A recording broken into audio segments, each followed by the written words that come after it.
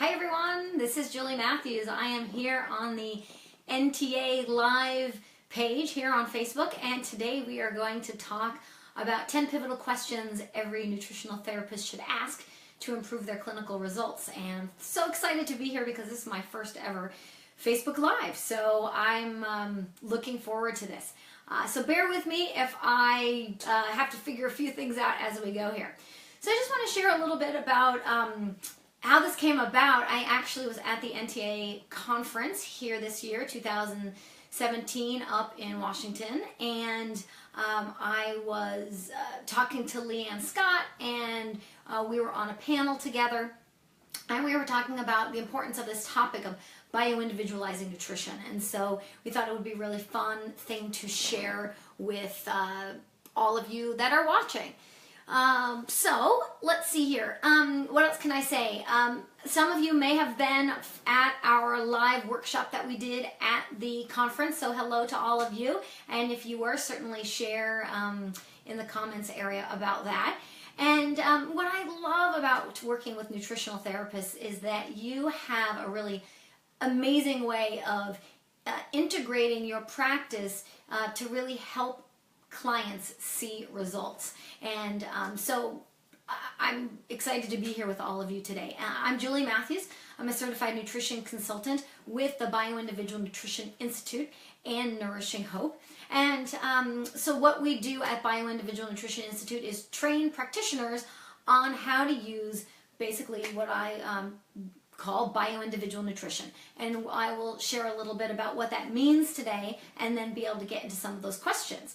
So just a little bit about me, just to give you a sense of how I got here. So I have been working with children with autism for 15 years, and children with autism have very significant digestive issues, immune system problems, detoxification challenges, and all sorts of areas of their underlying biochemistry that affects their ability to tolerate foods. And actually they're very similar pathways and underlying conditions that affect a whole variety of chronic diseases that affect not only children but also adults. And so what I am here to share is how to take what I learned from those years and the years going forward, how to share all of this with people that are out there that are looking for ways of seeing how nutrition can be used therapeutically, particularly specialized therapeutic diets. So when we look at autism kind of just as a model, doesn't matter if you work with autism or not, you might hear me mention it, but it really is only relevant in that it helps us get to some of the underlying problems. And one of the things that I've noticed after all of these years of working with families is that you have one diet that comes along and it helps a subset of the people, and it is an amazing diet for certain people. And so then you start to hear, oh wow, this diet is the diet everybody must use. If you don't use this diet, you're not going to heal, and therefore this is the one and only the best diet. And then a year later, another diet comes along and people say the same thing. So it's very confusing to clients on, well, what diet do I use? And it's even confusing for practitioners, what diets to use when, based on what underlying conditions, what underlying biochemical factors, what symptoms that they might be expressing, what food reactions that they have.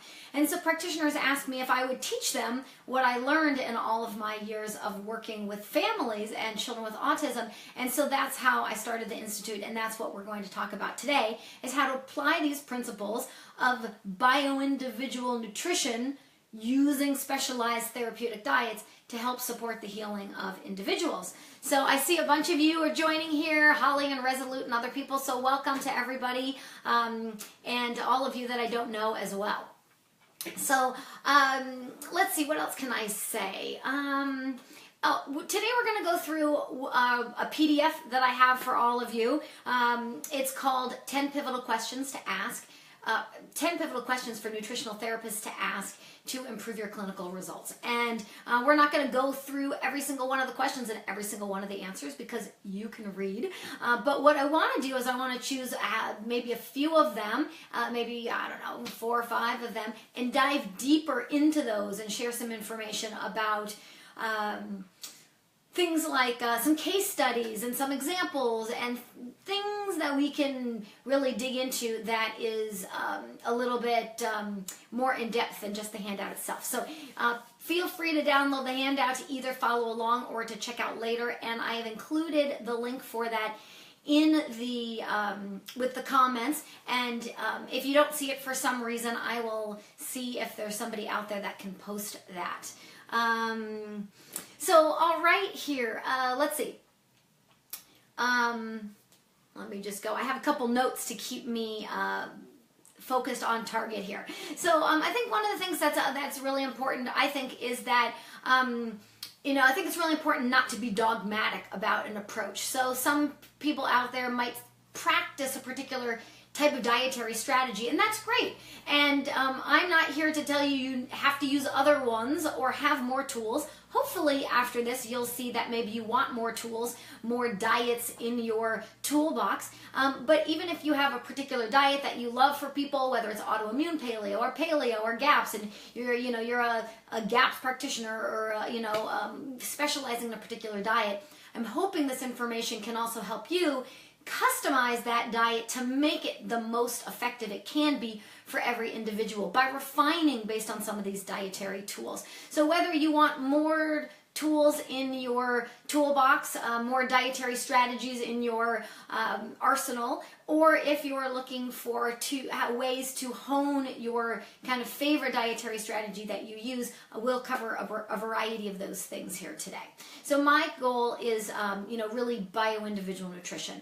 And so in our institute, we teach 6 pillars of individualizing nutrition, and I'll just briefly touch on them so you kind of get a framework to help us when we dive into some of those questions and case studies for people. So I'm just checking comments as we go here. The first one is understanding chronic disease and realizing that chronic disease is fairly similar among different conditions. Yes, of course, there's unique life events and unique biochemistry and unique genetics, but just generally speaking, chronic conditions often have very similar underlying factors. Often compromised digestion. That's pretty common for many of them. In fact, if you have compromised digestion, it is likely you may have a chronic condition, especially if it's been going on for a while. But you also might have other underlying conditions. Mainly what we're looking at is that people have genetic predisposition combined with environmental factors, and together those things will be the cause of somebody's chronic condition.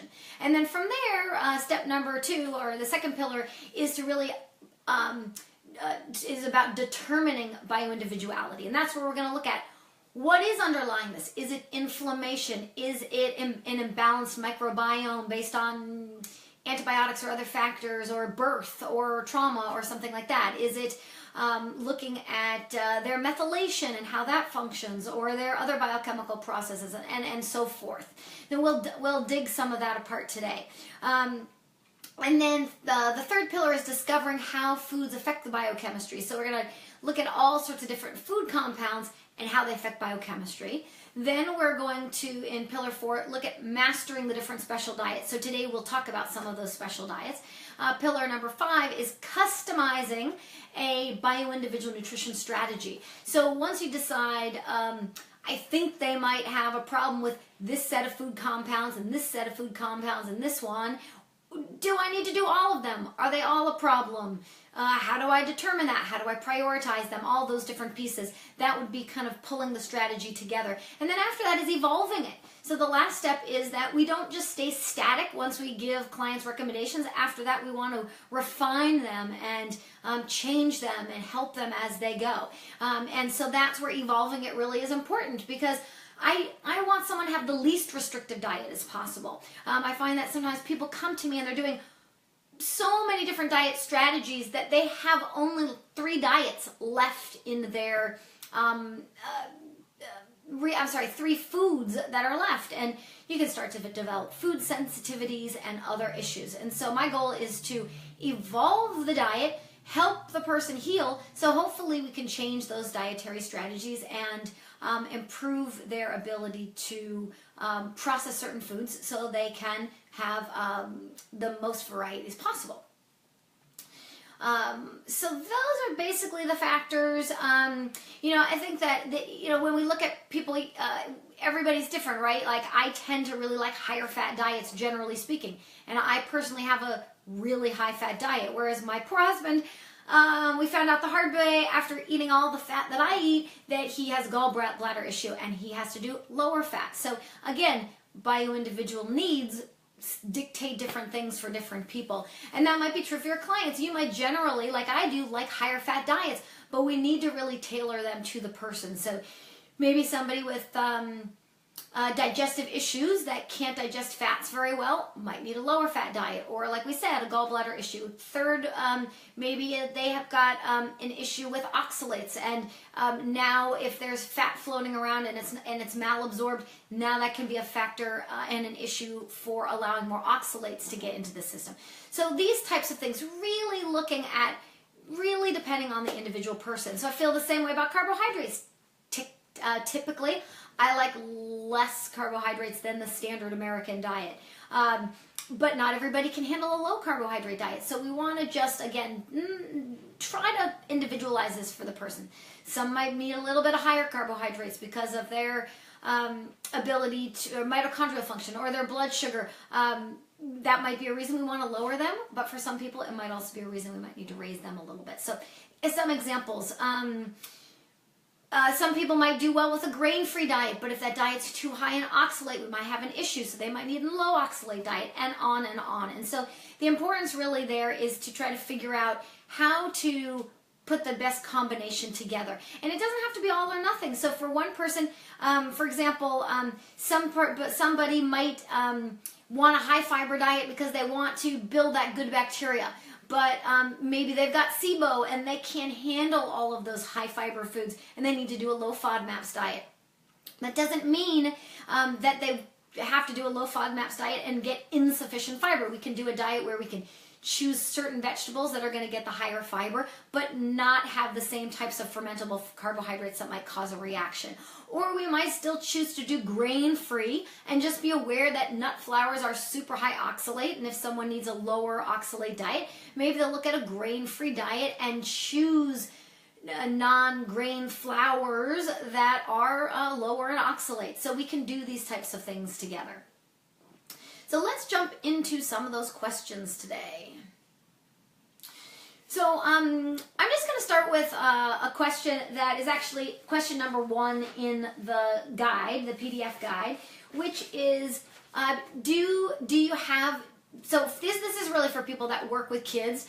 It'll be my first question because I thought it might be nice to bridge the gap and talk a little bit about that, but then we'll get into questions that aren't related specifically to kids. So do you have pediatric clients that have hyperactivity, red cheeks, red ears, irritability, aggression, or challenges falling asleep? You also might have not a child client, but you also might have a client that also is an adult that has hyperactivity. Maybe they have red face, rosacea. Maybe they also have trouble falling asleep. Maybe they are also irritable. So, but let's just, for the sake of this, question number 1 is about kids. So what would I do when I'm looking to help one of my clients? I would try to compare their symptoms to the list of foods that they're eating. And what I've found is that there are some symptoms that are consistent as we go through looking at these foods and what these foods can trigger. There are some really common symptoms that are often related to certain food compounds. So firstly, I would think, okay, are all these symptoms consistent with things I've seen before? And is there one food, chemical or compound or substance that is common for this? So I would say, okay, yeah, there might be. So let me now look at their food list and see if that's consistent with that. So now I'm going to look at their food list and say, let's say in this case, this child eats lots of grapes and raisins and fruit and apple juice and grape juice and maybe honey. Maybe they're on a grain-free diet too or something, and so they've got honey and or like a GAPS diet. So they got let's say honey and nut flours. Maybe they've got ketchup and berries and things like that. Now I've got a pretty good idea that the symptoms are consistent with the common symptoms I will see related to this particular set of food compounds. And what are those compounds in this case? Does anybody with us right now want to guess on what those compounds are? Well, while people are thinking about that, salicylates. So if you're not familiar with salicylates, let's talk about those a little bit. In fact, most people I know have never heard of salicylates, so you are not alone if you were unaware of the answer to that. Salicylates are a natural food compound, or what they call food chemical, but it's a natural food compound that is found in plant foods, all the ones that I just mentioned. And they have to be broken down or detoxified by a particular biochemical process called sulfation. Sulfation is basically where we take sulfate or sulfur, we attach it onto something, and it creates an enzyme reaction that does something. So I see some people asking questions, which are great. I'm going to try to see if I can answer some of those at the end as I go here as well. So when I'm looking at that, and I'm looking at sulfation, there are dozens, if not maybe hundreds of things that sulfation does. One of the things they do, one of the processes of sulfation is the detoxification of substances. For this particular thing, there's an enzyme called PST, phenol sulfotransferase, and that is the enzyme that helps to break down and detoxify phenols. Salicylates are a type of phenol, and so we need to have good sulfur coming in. We need to be able to, but we also need methylation working, and we need to be able to take that down to transsulfuration, and that's going to build cysteine, that's going to build glutathione, and that's going to build sulfate and all the processes of sulfation. What we know is that kids with autism have poor sulfation. But kids with autism are not the only ones. There's a really amazing study put together by some researchers out of England and the US, and they looked at all the conditions that, or many conditions that might have an issue with sulfation. And those are things like depression, IBS, neurological conditions, ADHD, autism, these types of things. Lupus is another one. So a variety of autoimmune conditions, immune system, all sorts of different types of conditions.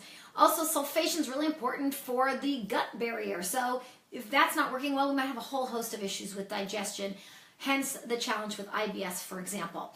So that's why it doesn't just relate to autism. These compounds might be a problem for a variety of different people. What do you do based on that? Well, I would look at a dietary trial. So if I looked at the symptoms and I looked at the foods and I saw this consistency that I've seen before, and I really want to test it further, I would probably do a dietary trial. And there's a variety of different diets that you can use. And so what I look at is, there's the Feingold diet, there's the fail-safe diet, and then there are a variety of different versions of that that I've kind of customized through my years of doing this, where Feingold is a little bit more relaxed, a little bit less restrictive. Fail-safe gets a lot more foods. They captures a lot more in the restricted list, so the list of foods is lower. But also you're more likely to capture that problematic substance and then work your way backwards. So there's a variety of different approaches that I teach practitioners about, and for our conversation, sake of our conversation today, you can consider a variety of those approaches. You can try a looser version or a stricter version, and you can also look at the way you want to implement that diet and the way you want to do the dietary provocation, the testing to add them back, and see if when you remove them, do they get better? When you add them, do they get worse? And again, there's a variety of different strategies to use. But what I would do is look at testing it further by doing some sort of a dietary trial. A tip I want to share with all of you out there is that these are healthy foods. These are polyphenol-rich foods. These are going to be foods that we find, or substances that we find really rich in berries and grapes and all of this kind of thing, which are spices, which are very anti-inflammatory, very antioxidant rich. So we don't want to restrict these in a diet unless we really need to. And so if you're suspecting them, it's good to try things out and then to not overly restrict them. So if you can build tolerance back, and there are a variety of ways to do that so that it doesn't have to be as restrictive over the longer term, that is really something good to look into. Also, is there a threshold? These foods often have a threshold, so you might find they can't have 2 baskets of strawberries, but they can do half a cup or something, or they can't do strawberries, but they can do apples, for example. So there are variations and there are thresholds. So I just want to, share with people a couple of those tips as they go here. So let's see if I can figure out how to interact with Leanne's comment here. No, I cannot. I have to figure out how I get to Leanne's comment. Well, let me figure that out in a minute here. How do I get to all of Leanne's comment since it is cutting her off partway? Tell me I can. All right, bear with me, folks, as I figure out how I can interact with all of your questions as I go, and maybe somebody knows the answer to that. Let's see what I can figure out.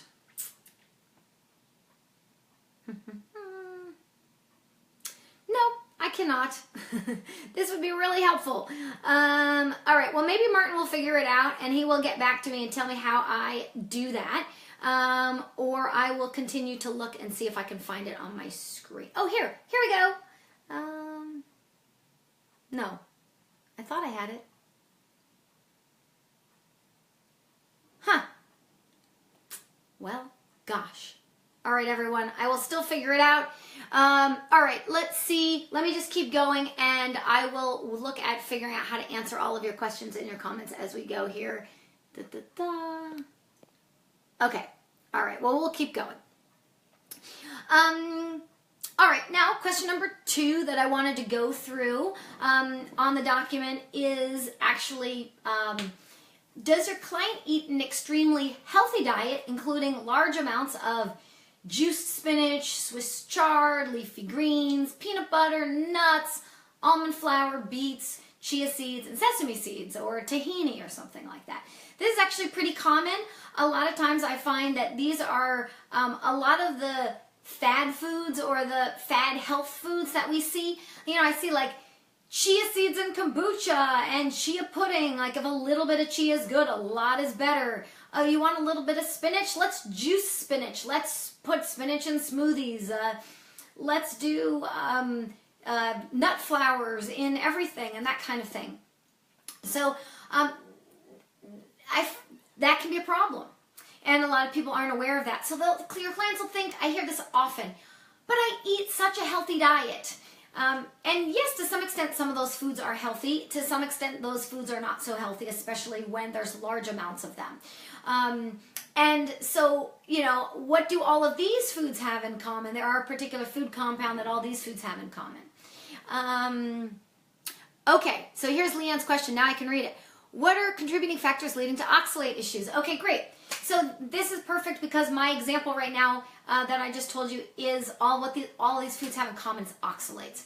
And so Leanne's question is a really good one. What is it that contributes to factors that lead to oxalate issues? It can be a few things. Oxalates can be a problem from 2 main things. One is dietary ingestion, and the other, so that's exogenous sources, and the other one is endogenous production. So that's produced internally by the body. And so the body might create extra oxalate for a number of reasons. One can be too much ascorbic acid. This particular type of vitamin C can convert to oxalate. So when people are doing large doses of vitamin C, intravenous vitamin C, or just large amounts of vitamin C, this can convert to oxalate. The other way that you can have an issue is a deficiency. So a deficiency of certain nutrients. B6 is one of those deficiencies, but there are others as well. So it can be created internally in the body, but it can also be generated from, or it can come from food sources. Now, some people are more susceptible to issues than others, and if you have Gut issues is one of those things that might make you more susceptible to dietary sources coming from the outside. There's sort of a perfect storm that can happen with oxalate issues, and that includes things like leaky gut. So now the oxalate can absorb. But before that, you also need often dysbiosis, because good bacteria can break that oxalate down. We need good minerals. Minerals can help bind to that oxalate and prevent them from absorbing. So if we have dysbiosis, an inflamed gut leading to leaky gut, and maybe even, let's say, we'll add not enough minerals, or we can add let's say fat, maldigestion, various things like that. Now we've got this free oxalate floating around in the gut that can now leak through into the bloodstream and now get into the cell. So that is those are a few of the challenges with it. That's really, I think, important. Because not everybody's going to have an issue. However, let me say this about oxalate. So some people, including myself, at first thought, okay, well, if you're a healthy person, you can handle oxalate, and you can handle all the oxalate you want, because it's, only an issue I thought, well, maybe it's only an issue if you've got a problem processing it. Like salicylates, I really find only as an issue if you have trouble processing it. So at first I thought, okay, well, that's my working theory here on oxalates too. Maybe you need some sort of a deficiency, or some reason it gets produced in the cell, or some reason that you have an issue when it comes in from dietary sources. But the thing about oxalate is too much oxalate can be a problem for anybody and everybody. So extremely high oxalate diets are something that I would caution you to be careful of for all of your clients. And most of your clients are coming to you not because they're healthy, but because they've got something going on. But I would say, just even across the board, what happens is that oxalates bind to minerals and inhibit mineral absorption. And so they can, in things like spinach, the oxalates are so high, not only do they not allow you to absorb the minerals in the spinach, but they're so high that they start to bind the minerals in the rest of your meal.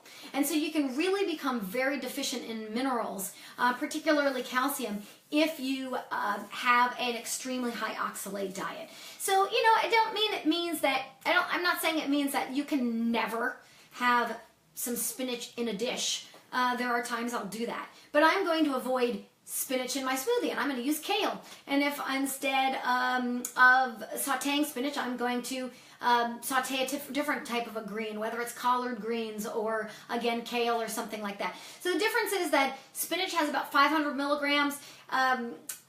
Some Swiss chard has about 250. Certain forms of kale maybe have about 100. Other forms of kale have about 10. Or even less in some cases. So it makes a big difference the type of green you choose. So you can still get the folate, you can still get the calcium, you can still get those wonderful nutrients, but without the enormously high levels of oxalate. So just keep that in mind when you're looking at it. And we can go into some case studies or other things as we go here. But let's go, let me pick a question based on one of Leanne's other questions, which is, not all people can tolerate bone broth or fermented foods. Can I explain why that is? And absolutely, it's one of my favorite things to explain to people, because what I found was that clients would start coming to me and saying, I'm doing, and I'm not picking on any one particular diet here. I think that all of these diets I'm discussing have some wonderful properties, but let's just say the GAPS diet. I heard this from a number of clients. I'm doing this diet and I'm doing it 100%, I swear, and I'm doing the introductory stages and I'm doing everything by the books, and I'm getting worse, and people on the board tell me that I'm not doing it well enough, and I'm certain that I am. Can you look at it? And I look at it and say, yeah, you're certainly abiding by those principles. Maybe it's some of those principles are things that you don't tolerate. And so maybe the idea of doing grain-free maybe could help your gut, for example. But if you were adding a whole bunch of foods in that your body's not tolerating, maybe that's the actual issue here. And what I found was there are people that don't tolerate bone broths and fermented foods. These foods, along with some others I can describe, are really high in a compound called amines. There's different types of amines. Some of them are phenolic amines. similar to the way that salicylates are processed, and some of them are histamine type compounds or glutamate compounds. Histamines are a type of amine, but they're not phenolic. They're processed a little bit differently, but there are amines and histamines and glutamates in all of these foods. And so some people just have a problem tolerating them, whether it's because of an issue with sulfation or whether it's an issue with methylation, whether it's a reaction to histamines or glutamates. There's a variety of reasons. I met a guy, or heard a guy speak at a Weston A. Price conference one time, and he was talking about glutamates, and he's so sensitive to glutamate that even sauerkraut will give him a seizure. That's how sensitive he is to glutamate, and how even these wonderful foods were not working wonderfully for him. And so that's something just to know. And I think it's a really wonderful way to say, you know, maybe this diet is great for a person. Maybe we just need to adapt the levels of some of these. Maybe they can, like similar to my salicylate threshold, maybe they can tolerate a little bit of bone broth, but not a lot. Maybe we need to adapt the way that we cook that bone broth so that we can lower it in some of those food, you know, those food chemicals and things like that. You know, maybe they want to do a meat stock or a slower simmer or, you know, something like that. There's a lot of ways that we can look at and address this. Maybe we want to look at some biochemical support on the back end. That's one of my favorite things to do. So getting some of that sulfate or, you know, other things, whether we need to boost methylation, because we don't want to get rid of all these foods forever. There are really wonderful compounds in them, or wonderful properties to them. Fermented foods, all that good bacteria, the good gelatin and other amino acids that are in bone broths and things like that. These are really great nourishing foods for a reason. So how can we do one of two things? Maybe we need to restrict it for a period of time, but then we can add them back later, hopefully, maybe with some adjustments, whether it's boosting up your client's system so they can tolerate them, or maybe it's changing the way that you recommend that they prepare them, or the amount that they do on a daily basis. So maybe they adapt the introductory phases so that they're able to have amounts that they can actually tolerate. So those are all possibilities. And so that actually was my question number 8, which is your client worse or not better after implementing a grain-free or GAPS diet, for example, when you assumed they should be feeling better from this diet? And so the amines and the glutamates are something that I would look at. I would also look at other things. I'd look at FODMAPs, fermentable carbohydrates. They're often also really high in things like bone broths. Some of the things like garlic and onions that are in the broths that they simmer, they can be really high. So again, maybe you just change some of these foods and do different things in the broth, or, you know, just see how it is that you need to maybe adapt a diet for a client. Or maybe you decide, you know what, my client was on a specific carbohydrate diet, but now I think actually a paleo style diet would be a little bit better because I could be a little bit more flexible, and you know, something like that. So you've got a lot of options to get flexible with those types of things. And I'll share a really interesting case study for one of my clients that was on a GAPS diet. She was 3 years old. She was on a GAPS diet. She was having a lot of sleeping problems, similar to that salicylate reaction we were talking about. Inattentiveness, irritability, all sorts of different symptoms that she was getting from this. And so her new diet included a lot of bone broths and fermented foods. She also really liked bacon, which is high in these amines and glutamates and salicylates, and coconut as well, which is high in amines and salicylates. So she's getting a lot of these substances. So we wanted to determine, and this is actually a question for you practitioners out there as well, how do I know, is it let's just say we ruled out FODMAPs for simplicity, and we say, how do we know if it's amines or salicylates, you know, or glutamates, for example, since they all can be processed fairly similarly? Well, you can do individual dietary trials. So you can take all the foods out all together and test back the individual food categories when you understand what those foods are. There are some subtle differences in some of the symptoms, so you might look at that to get a sense. So that's what we did. We removed the salicylates and the amines. Her mother then added the salicylates back. She seemed okay with the salicylates. Just for simplicity, sometimes people will then keep the salicylates and then test the amines. Other people will remove those salicylates again, so there's only one thing going on, and then test the amines. What she found was that with the low salicylate and low amine diet, she had some bedwetting that stopped, her rashes were almost gone, her sleeping improved, and when she added the higher amine foods back, then the sleeping problems returned. When she added the salicylates back, that didn't happen, so she was able to isolate. It was the amines that were creating a much bigger problem for her. And so she didn't have to overly restrict the diet. She was able to just remove those compounds that were causing a problem. For some people, they might still need to reduce all amines. For other people, they might just have a problem, like we said earlier, with, let's say, 72-hour simmers for a broth or larger amounts of some of these things. So again, you can adjust those thresholds based on the person. All right, let's see what else we have here. What other questions do we want to ask about? Let's talk a little bit about the gut, because the gut is so important. I have a couple questions on the gut. I'm trying to think of which one I want to do first. Let's do this. Let's just assume that you suspect that your client has dysbiosis. Maybe they've got. Let me see here. Becca has. Do you have food tests for this, or is it all elimination based? Let me answer that before I go to the gut question. That's a great question, because in the Institute, when I train people, that sometimes there's really good labs that can be really helpful. In the case of phenols, yeah, there are a couple markers on a couple different tests. There are some of the food sensitivity testing companies, the food intolerance companies, that have certain phenolic compounds that they're specifically testing for phenols. That might give you a clue. That might be a good clue for some people. If someone were going to do like a liver test or something and look at how someone processes Tylenol, you'd get an answer of sulfation, but I do not recommend that, because I don't want to add any more chemicals to my client that they don't have to take. So I'm not actually going to use that. It's technically a test that some people could use to test sulfation capacity, but I'm not going to use that because I don't want to use that one. So I found for phenols and salicylates, one of the best ways to do is a food trial.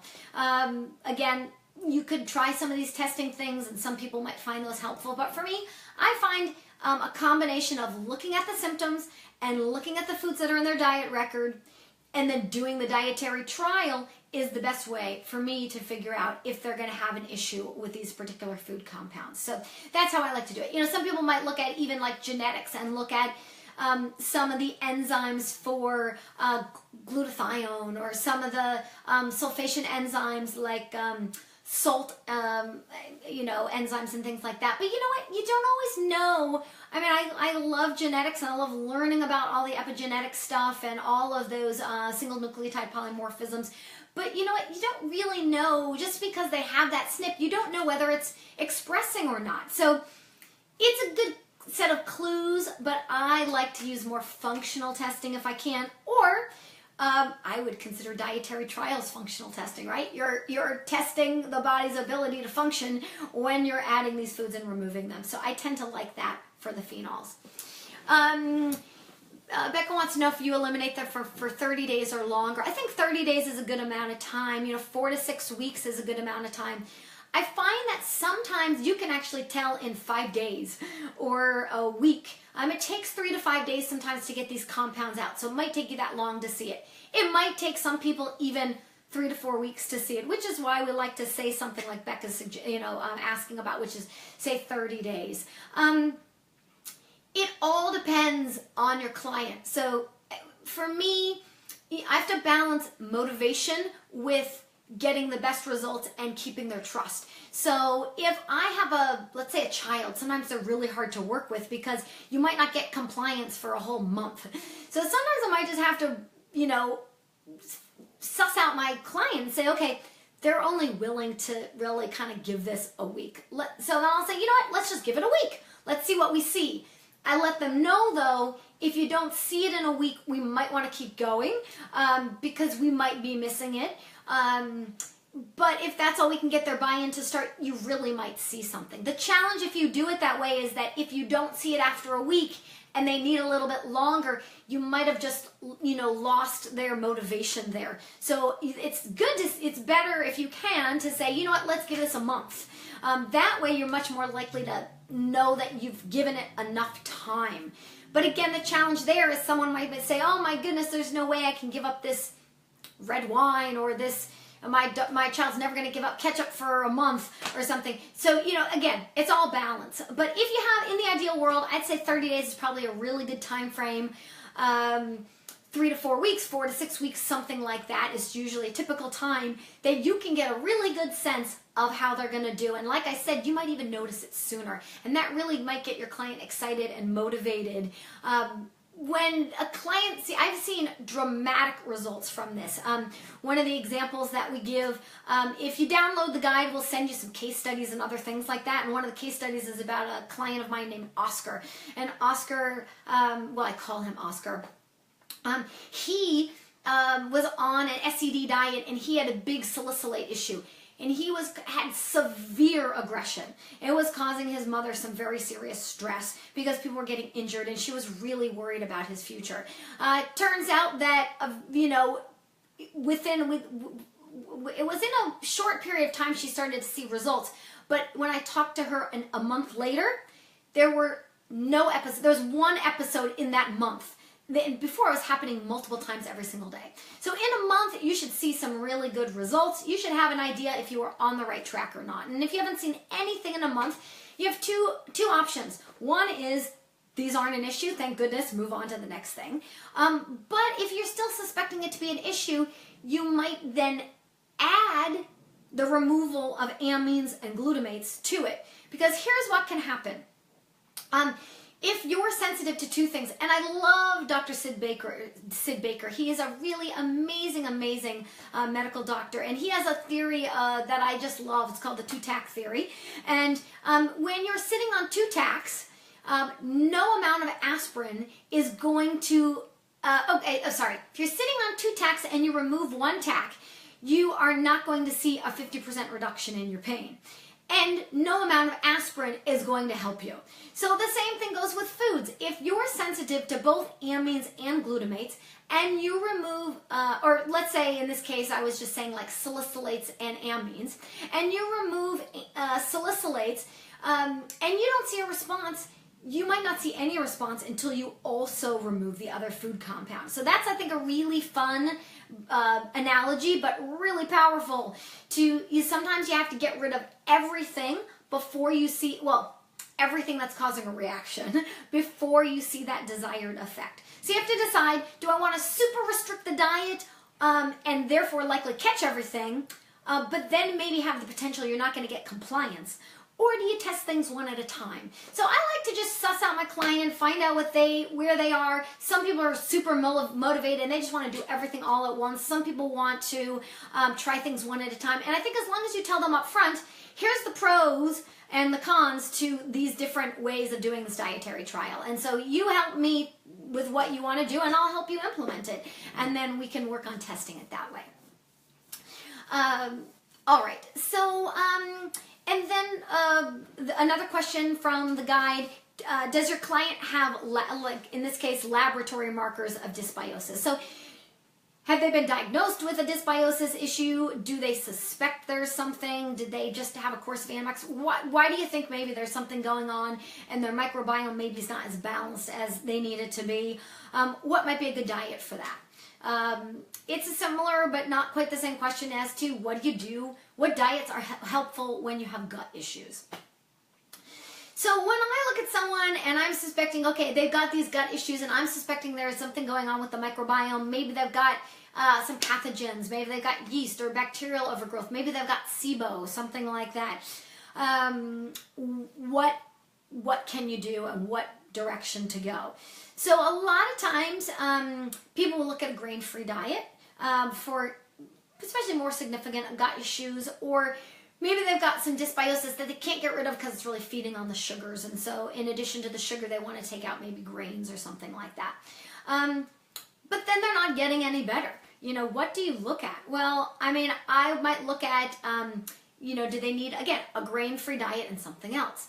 Grain-free diets don't always remove all the fermentable carbohydrates, things like onions and cabbage, things like avocado and, let's say, pears or apples or things like that. So sometimes they might need a grain-free diet. Maybe sometimes they do better with a low FODMAPs diet. Maybe sometimes they do better with both of those diets put together. So that's something that I might look at. But dysbiosis is really an important one because it can deplete the body of really important substances that it needs to process things like phenols. Also, it can deplete things. Certain food compounds can deplete important nutrients we need to keep oxalates in their, processed properly by the body. So dysbiosis is a really important one to get a sense of if they've got gut issues. Why do they have gut issues? Can you figure out what the pathogens are? Can you work with a doctor too that is going to really be able to help you? Because I really feel like we work together in concert. And so maybe there's a time that they do have dysbiosis and they need to work with a doctor to get a handle on that maybe. Where do they go? Where do they start? And how do all these things come together? Diet may or may not be enough for some of these things, but diet can do really often wonders with gut issues because the food is the thing that's going to come in contact with the gut every time they eat something. And so that's often the first place I will look is there some foods that they're eating that are causing irritation and inflammation in the gut? And then how does that affect the special diet that they might use? All right, let's see here.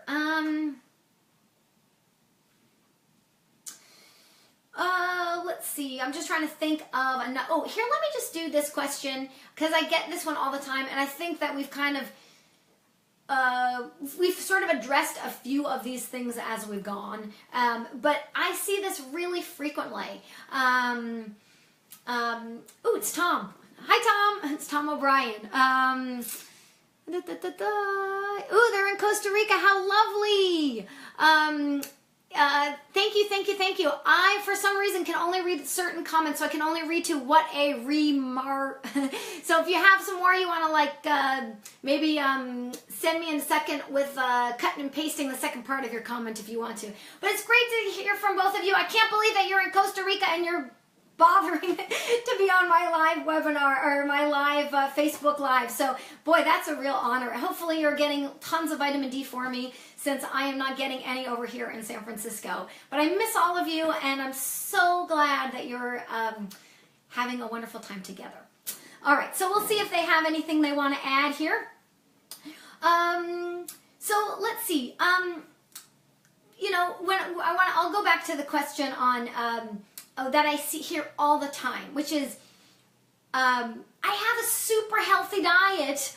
Why do I not feel better? Or I have a super healthy diet. Why do I have more symptoms now? That I think is a really good one. We kind of addressed it a little bit. So if you have a client that's, let's say they, like I've had a client that said, I'm the healthiest sick person I know, or I have the healthiest diet of all the people I know. Why am I sick and they're not? Or I've gotten a healthier diet now than I had before and I'm not any better, or I'm worse now. So why is that? And some of it might be, like we talked about the salicylates, did they add more herbs and spices and, phytonutrient rich, polyphenols or things like that, where they got more salicylates in the diet? Could they be like we just discussed with amines? Could we add all those bone broths and sauerkrauts and now they're worse than they were? Could they have an issue with oxalates like we just described? Maybe they took out grains, but they've actually got a really significant issue with oxalates. But there's other things as well. So if you're working with your client and you have implemented a new diet for them and they've taken it to heart, but they're not getting better, those are some of the first things I would look at. But I would also look at a really common one, and maybe a bunch of you might be familiar with corn. Obviously, like corn can be GMO and all sorts of terrible things, but maybe your client's on organic corn and they still have an issue, or maybe your client really wasn't aware, and gosh, maybe they added more corn and they've got a sensitivity, or they've added non-organic corn and there could be the possibility of GMOs or something like that. That's a really powerful one to know about. The other thing, maybe they've implemented a gluten-free diet and now they've added some of the like gluten-free flours in. Whether we're looking at some of those other gluten-free grains, what happens with a lot of grains and legumes is they spray them with glyphosate in order to harvest them more efficiently, and now they're getting all that glyphosate, and that glyphosate can directly inhibit sulfation. In fact, we did a fascinating webinar for the Bio Individual Nutrition Institute with Stephanie Seneff all about this, and they can really affect sulfur and sulfation and really start to wreak havoc. But there's so many other things that the glyphosate can do too. So we start to think about that. If a client's now doing a gluten-free diet, if they're not doing everything organically, that could be an issue. Could there be maybe a detox reaction or something else that's happening? So looking into those things, I think, can help significantly in considering what might be going on. So I'm all for a healthy diet, and it's not suggesting don't do a healthy diet or don't do some of these special diets, but by having an awareness of these little food compounds, they might be little, but they can have a huge effect on the health of the person and the symptoms that they're having. And they would probably never consider in a million years this new healthy diet, these new foods, are the things that are causing the problem. So, just keep that in mind when you're working on this. What might be going on, and how can we consider even these things that we may not have thought of before that might be actually a factor. In fact, you might be thinking of some of your clients right now. So if you do, you can always share those case studies or those questions with me, whether you're watching live or later, and we'll see what we can, come up with with all of that. All right, so let me just see, let's see, we've got a few minutes left here. Let me do one more question. I used to work in a medical clinic, and I used to do nutrition for them, and so I wasn't working with kids. I was working with mostly adults, and so I had a lot of adults that were career people, and they were traveling all over, and they were going on business trips, and they were going to Europe. And I had probably 4 or 5 times this happen where I started to think, there's something going on, and at that point I knew exactly what it was. So I'll share this little tip with you if you ever have this happen. I had clients that would travel abroad, either to South America or to Europe, and their digestive pain and symptoms went away. They didn't change anything. They were still drinking beer. They were still having bread. They were, in one case, it was a child who went to South America, so they were not drinking beer. And there really wasn't as much bread, but there wasn't GMO corn where they were. But let's stick with my original example, which is people go to Europe and they don't really change their diet. They're still eating the same foods, but from different sources. I discovered, anytime that happens, gluten is always my number one go-to thing that I wonder about. Now, a number of years later, because this was a number of years ago, now I would also question whether it was the GMOs and or the glyphosate as well. So it could be the gluten, it could be the glyphosate that's sprayed on the wheat products, or it could be the fact that we have the GMO varieties here that they often don't have there, of other foods. So those are the things I would look at. If you have a client that gets better when they travel, they've changed nothing at all, I would look at gluten. And try taking out gluten, and then from there you can kind of see.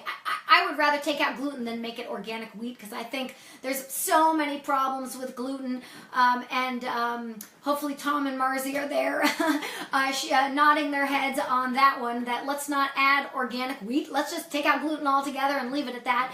But there are times when it's the glyphosate or other GMOs or other things, but I find most often it seemed to be the gluten, and it was a really big key for me to see how problematic that was. And sometimes that's just the buy-in I needed, because a couple times it was, adult males that don't want to give up, the beer or whatever, but this really convinced them that it was, important to do so.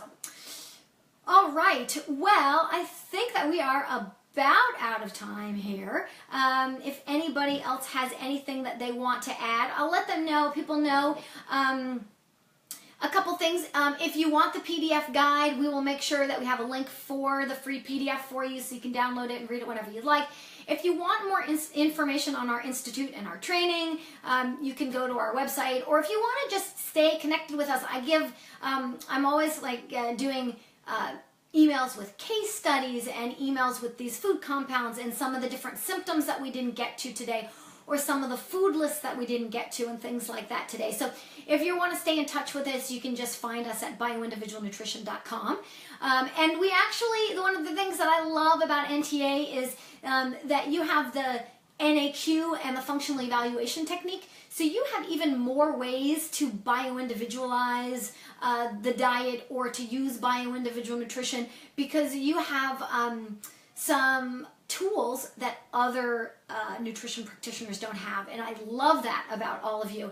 And in fact, we have we at least once a year we launch a special coaching group just for NTA professionals that want to join the training, because we not only incorporate the bioindividual nutrition stuff, but we also incorporate all of the NTA components for NTCs and NTPs with some of your peers that have taken both training programs, so that you can start to integrate these two things in an even more powerful way. And I love that. I mean, we have really come up with some pretty cool things that other practitioners didn't know before, based on all of those really cool tools that you have. So I'm so excited to be able to share this with you today. I'd love for you to just use these free tips and incorporate them into your practice as you can, and share with us what you learn, or join us and learn more. So thank you so much for being here today, and if there's anything I can do, I would love to. As you can see, this is a big passion of mine. As many of you, I've kind of been in this isolated office helping clients for all these years, and it's really nice to share it, and it's really nice for you to share with me what you've learned and how you take it to the next level. So it's really wonderful to work hand in hand together. So I love that, and I want to say thank you to everyone. Thank you so much. It was a pleasure being with you here today and sharing my first Facebook Live. So thanks everyone. Take care. Have a great week. Bye.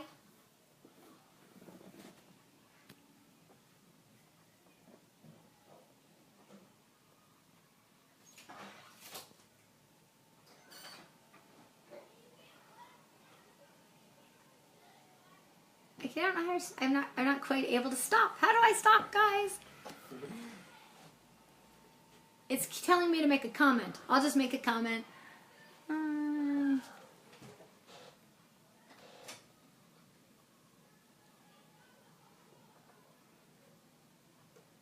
All right.